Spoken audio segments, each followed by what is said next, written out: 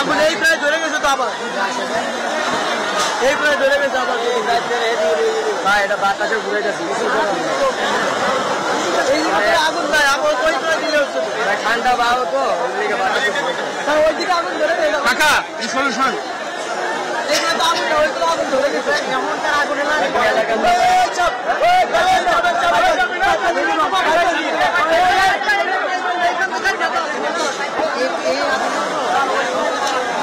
৫,০০০-এর মতো পরিবার এখানে অবস্থান করেন এবং কি সেটার অর্ধেকের মতো এইখানে পরিবার ক্ষতিগ্রস্ত হয়েছেন।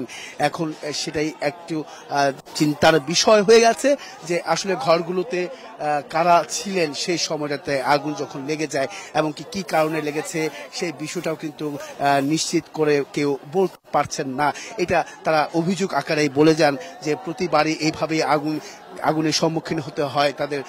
সেই সম্মুখীনের মাধ্যমে মূলত তাদের সবকিছু নিঃস্ব হয়ে যান, তারা সব কিছু থেকে নিঃস্ব হয়ে যান। পরবর্তীতে সেই নিঃস্ব থেকে আবার ঘুরে দাঁড়ানোর যে চেষ্টা, সেই ঘুরে দাঁড়ানোর চেষ্টা তারা কিন্তু প্রতিবারই তারা করে থাকেন। ডাবল ধামাকা অফার, ওয়ালটন ট্যাবলেট পাওয়া যাচ্ছে নতুন ছাড়কৃত মূল্যে।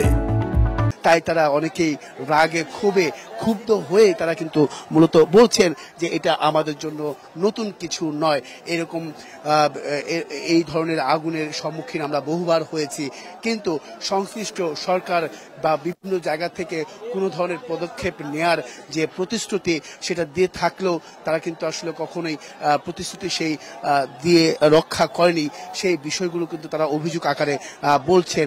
এখানে কারো ঘর পড়েছে নয়, অনেকের স্বপ্ন পড়েছে। সেই স্বপ্নগুলো তারা ছোট ছোট করে যে ঘরের আসবাবপত্রগুলো ছিল, ঘরে যে জিনিসপত্রগুলো ছিল আজকে পুরো ছাই হয়ে গেছে। জুয়েল, সেই চিত্রটাই কিন্তু আমরা একটু দেখানোর চেষ্টা করছি। আপনি যত দূর চোখ যাবে এই জায়গাটা থেকে আপনি শুধু ধাও ধাও করে আগুন জ্বলছে,